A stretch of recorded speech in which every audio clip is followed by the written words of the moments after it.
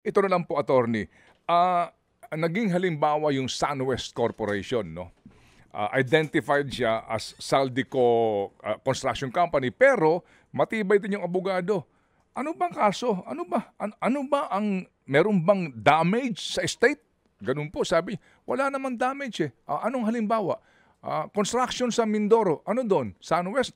SunWest? Hello? Wala namang koneksyon ng kliyente ko doon eh.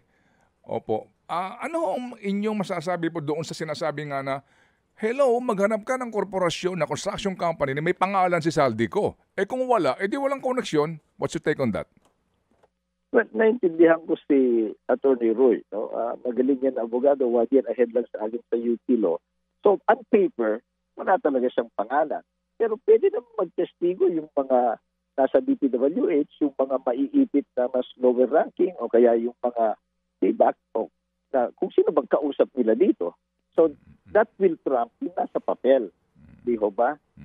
So, kung ang gawin din nila, na rin lahat ng direktor ng korporasyon na yan kung talagang may ghost project.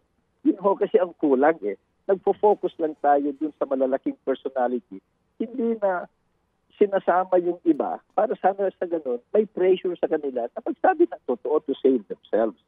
Pwede ho namang mag-paper trail yan. Yung yan lang, tama ang sinasabi niya, based on records.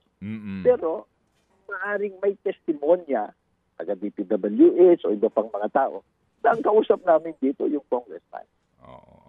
Jadi, mas matibay ho yun.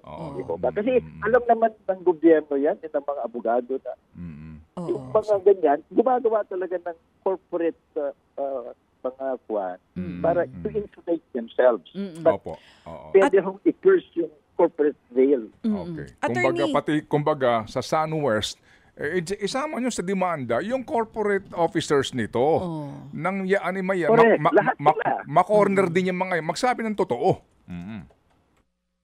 Maka-nominee lang mga yan eh. Diba? So, sasabihin nilang totoo to save themselves. They can be state witness kung gusto nila. Mga kapatid, brothers and sisters, saan ka pa? Dito na tayo sa totoo.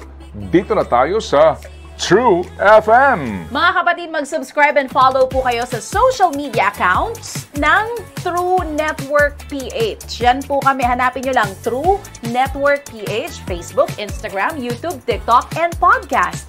Mapa Apple or Spotify man yan, mahahanap nyo kami. Lahat ng mga napapanood at napapakinggan nyo po sa programa, nasa social media accounts namin yan. So, paano mga kapatid? See you sa social media!